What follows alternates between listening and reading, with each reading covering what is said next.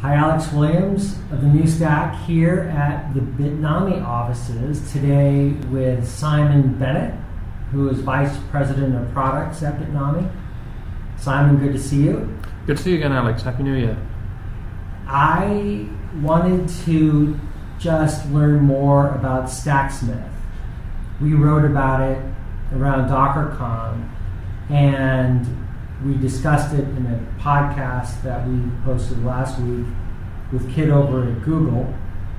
And so for a lot of people, I think they're still trying to get their head around all these various new technologies that are coming into the Docker and container ecosystem. So could you just give us an explanation about what Stacksmith does, and perhaps then explain why you decided to launch this service in such a sea of competing technologies? Sure. So let's sort of distill Stacksmith down to its essence. Stacksmith is a service which is really designed to make developers more productive. We think that developers in general, which have been a core audience for Bitnami for many years, certainly predating the wave of containers, is a core constituency for us. And if you look at developers who are building on top of Bitnami software, they are using a lot of different languages and technologies to build a lot of different types of applications.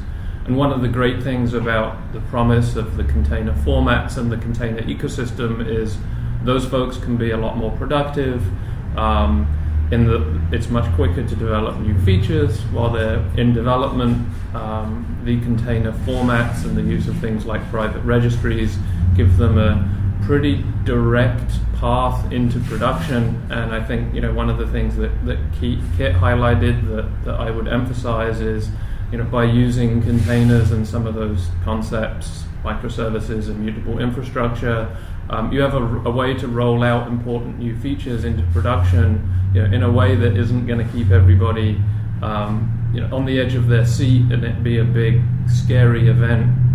You have the ability to do things like green-blue rolling upgrades, and you don't have to pile up a whole bunch of important features into a really big risky move. Mm-hmm.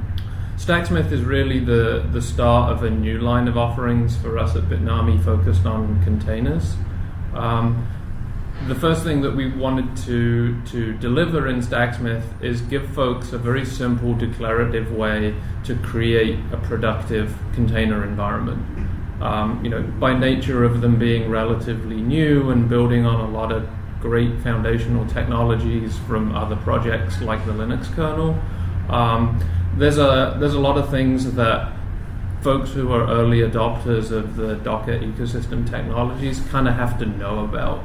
Linux packaging, various Linux modules, networking, these kind of things, which is great for folks like us who are sitting in the valley who live and breathe that kind of thing.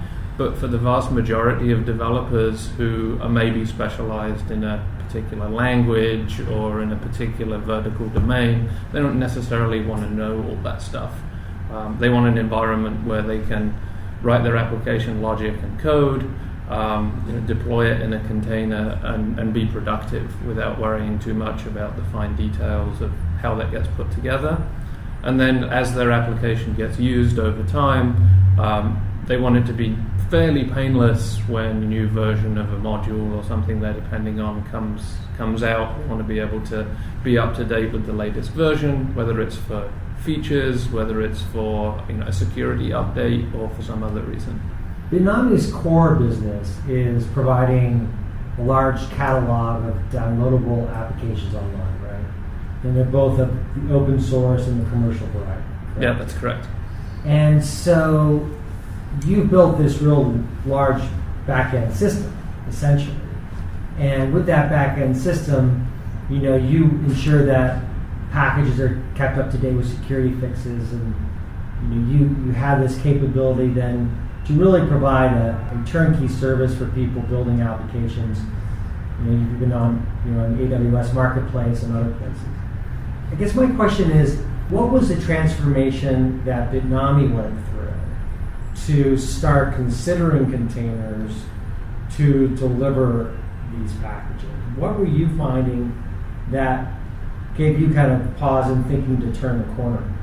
Yeah, that's a great question, and I think you're right, Alex. You know, the history of Bitnami and how we ended up here. You know, we've been packaging open source and commercial applications in a range of formats for a range of platforms for a very long time. I think there are a couple of nice things about sort of the container-based approach. You know, the first one being through the container images, you kind of have an immutable unit of deployment. That's a really nice, convenient abstraction, both from a developer point of view and from an operations point of view. One of the things we felt, you know, we could help contribute, move the ball forward is, you know, building that immutable image is kind of painful right now. You've got to learn a lot of sort of Linux, you know, and shell magic to make it happen. There's a lot of different ways that you can go about these things, and certainly the state of the art around how to build a really great container image is moving pretty rapidly. And certainly just for our own usage, you know, we felt like, you know, keeping up with what's the state of the art of process management, what's the state of the art of breaking out data into volumes, what's the state of the art of keeping these containers as small as possible, not just from a speed point of view, but to minimize the number of things I might have a security issue in.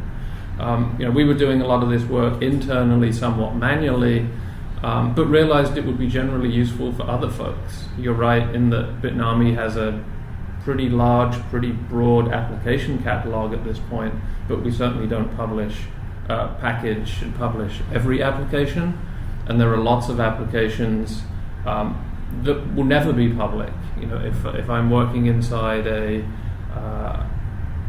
insurance company, you know, and I'm building an application for use by my employees, I'd never want that application to be available to other folks, but I probably have the same sorts of problems about wanting a trusted base to build my application off of, to want to keep those components up to date in the face of performance improvements and security problems, and I want my developers to be as productive as possible.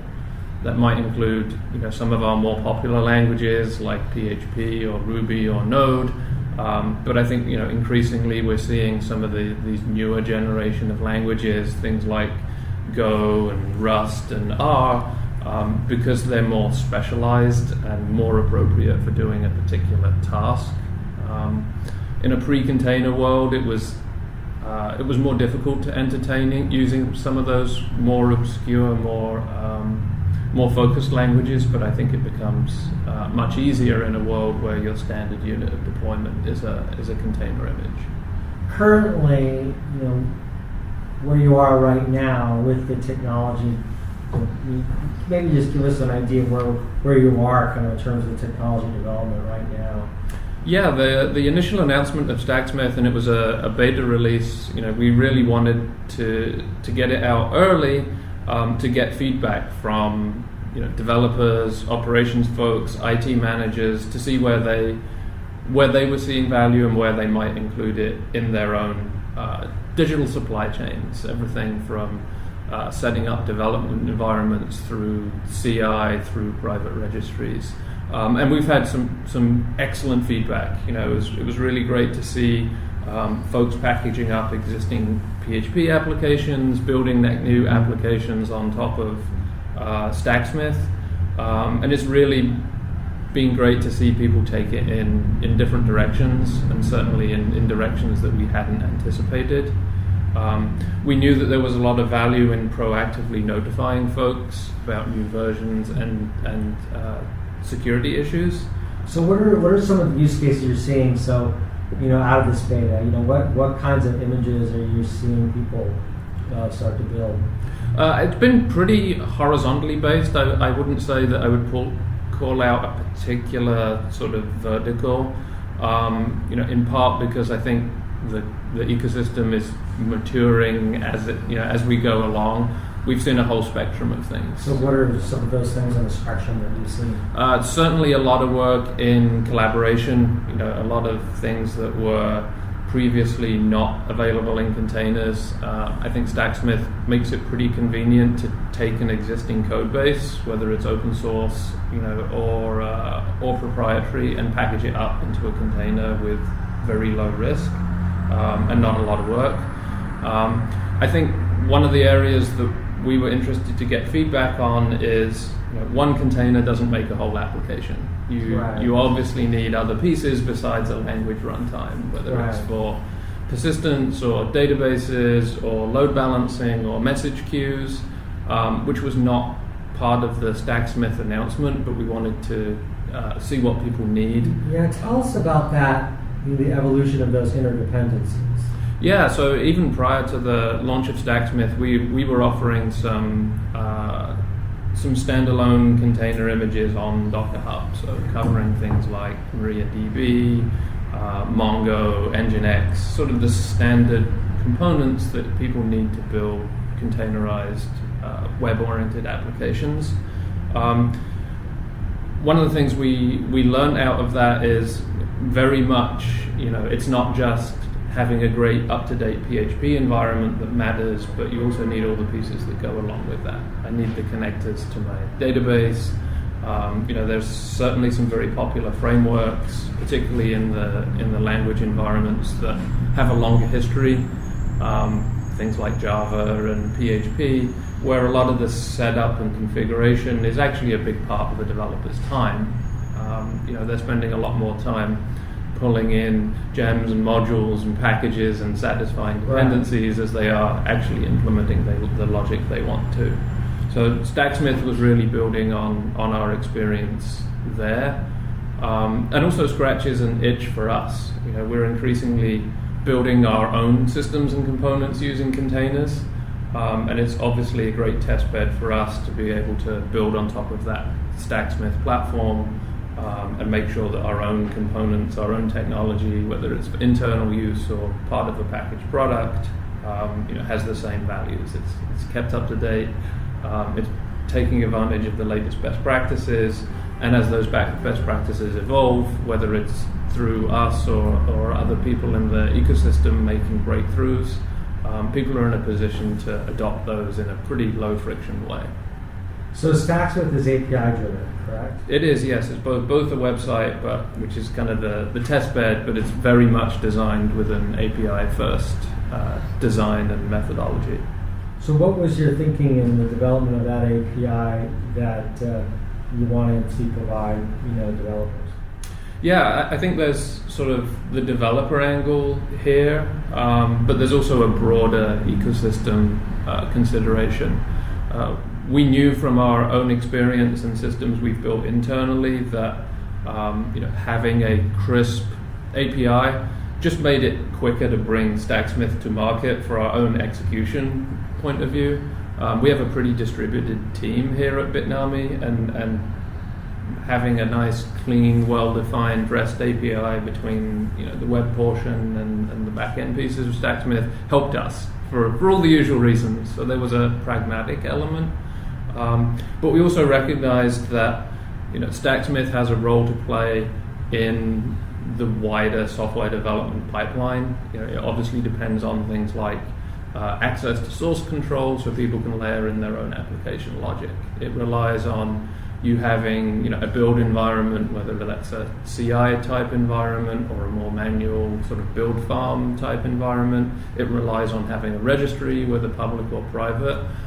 So it was pretty clear up front that one of the design goals was Stacksmith needed to be easy to integrate with other tools, and the logical way to do that would be by making it a REST API first and foremost.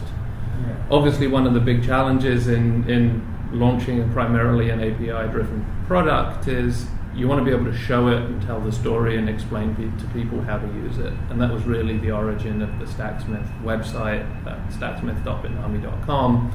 It's kind of the first example application built on top of that API, but it gives us an opportunity to show people how to use it, how to get the benefit from it, and obviously to gather feedback. So we baked into there, the ability for folks to give us feedback, ask questions with just a single click. Containers have really up until now, and we're starting to see a shift. But really up to now, we've seen these mostly built on isolated testing environments, and we're starting to see containers being used as building blocks for developing microservices and environments, which brings into question a lot of matters related to the different platforms to do that, right? So we have Kubernetes, we have Mesos, HashiCorp as Nomad, I'm curious on where you guys see the market now and how you guys see adapting to that. There's also Docker out there, right? And they're building their own kind of environments. And the question is, how do these services talk to each other? Do they need to talk to each other? Are you going to be focusing on Kubernetes exclusively, or is this something you're trying to weigh within how you develop the architecture itself? You're absolutely right in that the sort of platforms and orchestration ecosystem is evolving very rapidly. One of the things that I think has been very valuable from certainly HashiCorp and the Kubernetes projects is there's starting to be some emerging patterns. There are lots of different ways you can assemble containers to create a highly scalable, highly available microservice-based application. But how do you do that in practice? And what are the things that you can do but shouldn't? So some of the patterns around using pods and ambassadors and how those map to externally available services, which obviously has a networking component as well. I think it's great to see a number of players emerging. Some focus more on public use cases, some focus more on running on top of existing infrastructure, whether it's virtual or physical. I think the Triton platform has another interesting take on how you can deploy containers in those areas. Just like Bitnami saw with the sort of VM era cloud platforms and VMs before it, I think there's unlikely to be a single winner. But I think with multiple offerings in the market, all working on how do we make these applications have the attributes that the business needs, we're likely to see some pretty rapid evolution.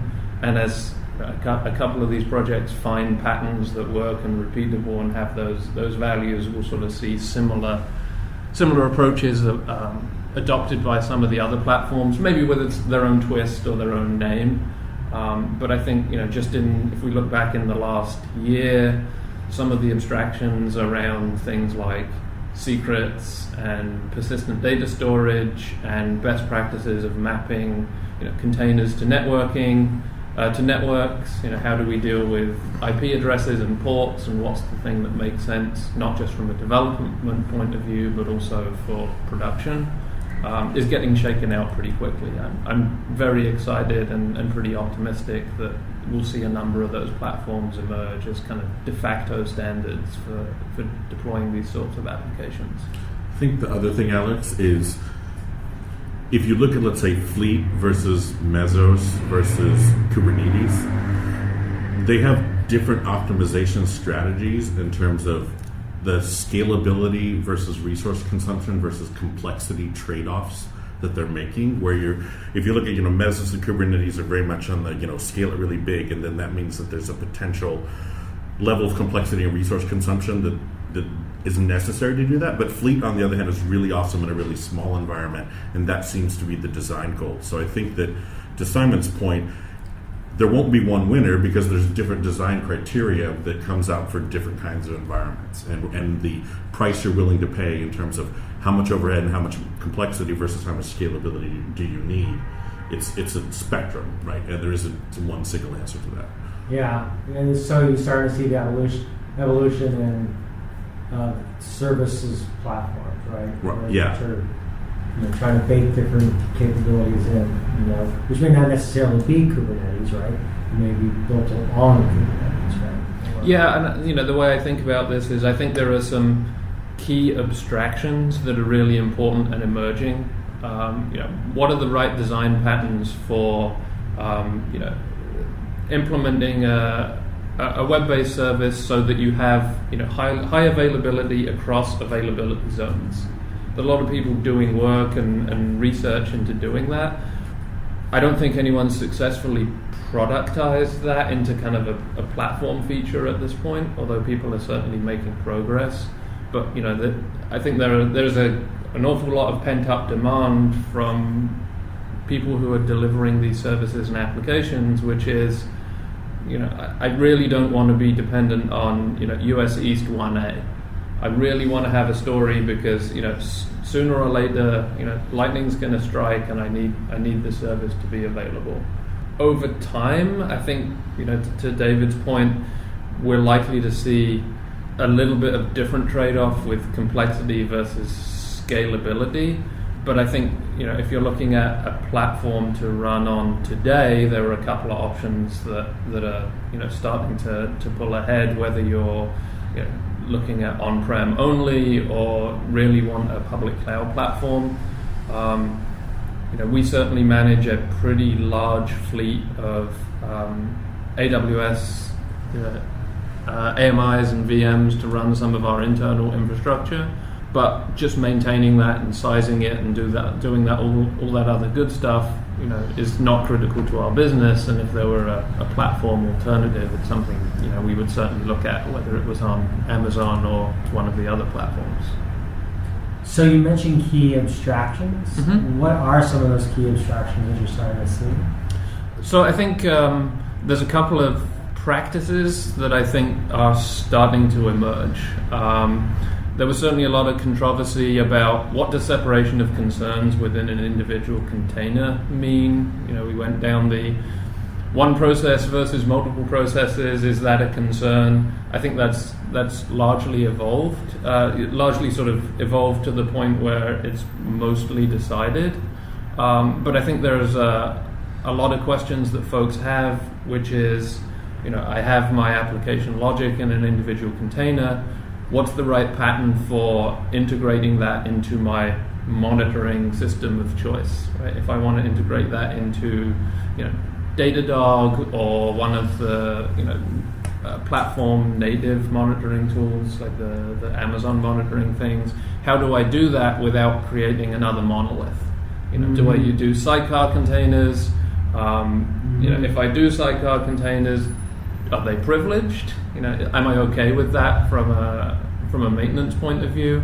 So I think we're starting to see a little bit more consensus around, in a individual concern per container world, how do all these pieces fit in around my application logic so that I end up with something that is still separation of concerns but still works, high performance, high availability, everything's connected together. And I think some of the automation work that's going on, and one of the things I think that's great about the pod concept is it kind of maps nicely to an individual application piece of functionality is probably a bunch of collaborating components, some stateful, some stateless, some system, some application logic, some operations oriented, and it gives you a nice framework to talk about which pieces need to be co-located, which pieces do you want anti-affinity on, and that's a great discussion to have even if you're not using Kubernetes, right? If you ultimately deploy it on something else, those are the right questions to be asking, I think, from a operations and performance point of view, because they ultimately lead to a more resilient application and higher availability and higher performance in production. Looking forward then, over the next 6 months, we're in the new year now. DockerCon will be back in Seattle this year. What are some of the things you guys are thinking about? Without telling us what the product's going to be or whatever, but what are some of the bigger concepts that are on your mind as we move into the new year? Yeah, I think there's a couple of things that I would mention. I think we're still very much in the early days of Stacksmith and learning from folks, how we can help them be productive. So we'll be continuing to invest in Stacksmith, both in terms of the breadth and depth of things that it supports, but also some new features. We sort of did a pretty small amount of integration with regard to the other things at launch, but there are other things, whether they're CI systems or collaboration tools, that I think naturally fit in with the usage of Stacksmith. The other big area for us is, while individual containers are interesting, where things get really powerful is combining them together. Right. Whether it's Swarm or Helm or any of those kind of technologies. A lot of the reason why people choose Bitnami is it's a pretty complete environment that they can start building on more or less immediately. They can go back and tune the individual pieces later if they need to. And we'd really like to deliver a similar sort of complete, highly productive environment in a container-based format. Because I think the attributes of containers being easier to maintain, easier to scale horizontally, and easier to share are something that is pretty appealing to a much broader swathe of developers than are maybe thinking about containers today. David? Yeah, so before DockerCon, we've got the Google Next show. So that's actually for us where we'll be unveiling the next act of Stacksmith.